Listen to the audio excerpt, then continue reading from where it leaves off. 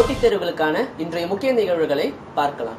முதலாவதா enforcement directorate பற்றி நம்ம கேள்விப்பட்டிருப்போம். அதாவது நம்ம நாட்டில் இருக்கிற ஆன்டி மணி லாண்டரிங் ஏஜென்சி இதனுடைய டைரக்டராக கர்னல் சிங்கை அப்பாயிண்ட் பண்ணியிருந்தாங்க. அவருடைய டென்யூர் இப்போ ரீசெண்டாக முடிகிற மாதிரி இருந்துச்சு. ஸோ இப்போ ரீசெண்டாக சுப்ரீம் கோர்ட் ஆர்டரின் படி அவரோட டென்யூரை 2 வருஷத்துக்கு இன்க்ரீஸ் பண்ணியிருக்காங்க. நாசாவுடைய சந்திரா சேட்டலைட் பற்றி நம்ம கேள்விப்பட்டிருப்போம். இது பார்த்தீங்கன்னா நம்மளுடைய India based American astrophysicist Subramaniam Chandrasekhar அவருடைய பெயர் பேஸ் பண்ணி இந்த சேட்டலைட்டுக்கு நேம் வச்சுருக்காங்க. இந்த சேட்டலைட் பார்த்தீங்கன்னா இப்போ ரீசெண்டாக ஒரு கம்மி ரேஞ்சில் இருக்கிற ஒரு எக்ஸ்ரே சிக்னலை டிடெக்ட் பண்ணியிருக்கு. இது பார்த்தீங்கன்னா நம்ம மில்கி வே கேலக்சியிலேருந்து உருவானதுன்ட்டு அவங்க சொல்லியிருக்காங்க.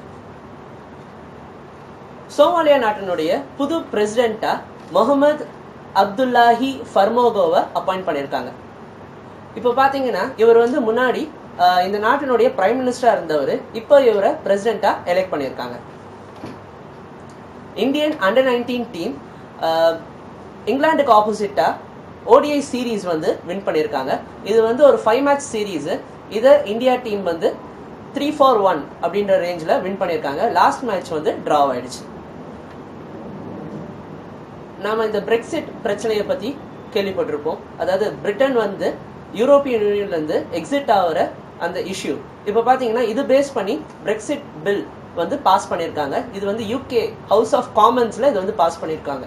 ஸோ இதனால் பார்த்தீங்கன்னா அந்த தெரேசா மே இவங்க இங்கிலாண்டினுடைய பிரைம் மினிஸ்டராக இருக்கிறவங்க அவங்களுக்கு கீழே இருக்கிற அந்த கவர்மெண்ட் இந்த பிரெக்சிட் இஷ்யூ பேஸ் பண்ணி அந்த டாக்ஸை இனிஷியேட் பண்ணலாம், யூரோப்பியன் யூனியன் பற்றி இந்த பில் பாஸ் பண்ணது மூலயமா இனிஷியேட் பண்ணலாம் அப்படின்ட்டு சொல்லியிருக்காங்க.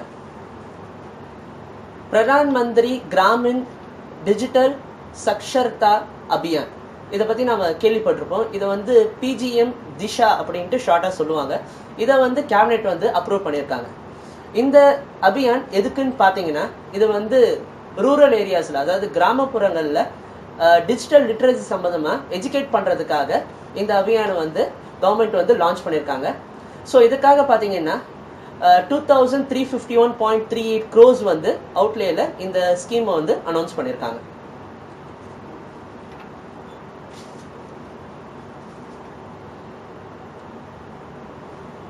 Fifth annual international intellectual property index release பண்ணியிருக்காங்க. இதை ரிலீஸ் பண்ணது யாருன்னு பார்த்தீங்கன்னா யூஎஸ் சேம்பர் ஆஃப் காமர்ஸ், யூஎஸ்சிசி அப்படின்ட்டு சொல்லலாம்.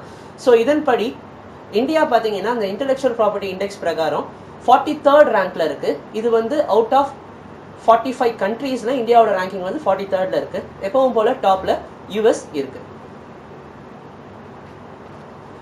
இப்போ ரீசெண்டா நம்ம சென்னை உட்பட ஒரு 23 ஸ்டேஷன்ஸ் அதாவது ரயில்வே ஸ்டேஷன்ஸை டெவலப் பண்ணுறதுக்காக ஒரு ப்ரோக்ராம் லான்ச் பண்ணியிருக்காங்க. அதனுடைய பேர் பார்த்தீங்கன்னா ஸ்டேஷன் ரீடெவலப்மெண்ட் ப்ரோக்ராம். இதனுடைய ஃபர்ஸ்ட் ஃபேஸில் 23 ஸ்டேஷன்ஸ் டெவலப் பண்ண போகிறாங்க. நம்ம சென்னை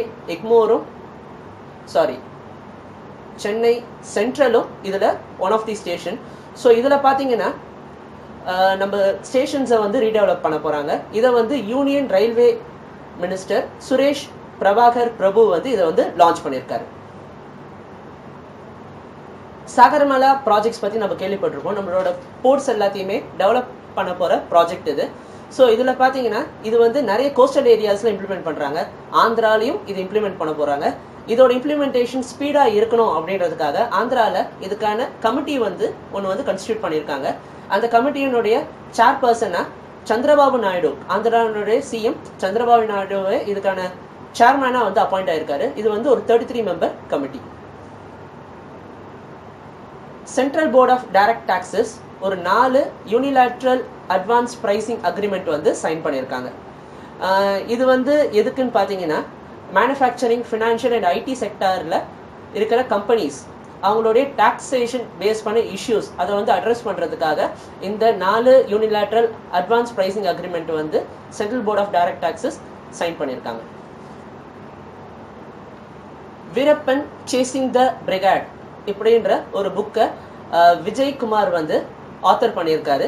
விஜய்குமார் நம்மளுக்கு தெரியும், முன்னாடி நம்ம தமிழ்நாட்டில் ஒரு one of the top police பர்சனலாக இருந்தவர். இப்போ பார்த்தீங்கன்னா இவர் வந்து சீனியர் செக்யூரிட்டி அட்வைசராக இவர் வந்து இருக்காரு. ஸோ இவர் ஆத்தர் பண்ண புக்கு இது வீரப்பன் சேசிங் த பிரிகேட். இது வந்து நம்ம சந்திர கடத்தல் வீரப்பன் அவரை பேஸ் பண்ண புக் இது. ஸோ பார்த்தீங்கன்னா இதை வந்து நம்மளோட union home minister Rajnath Singh வந்து ரிலீஸ் பண்ணியிருக்காரு.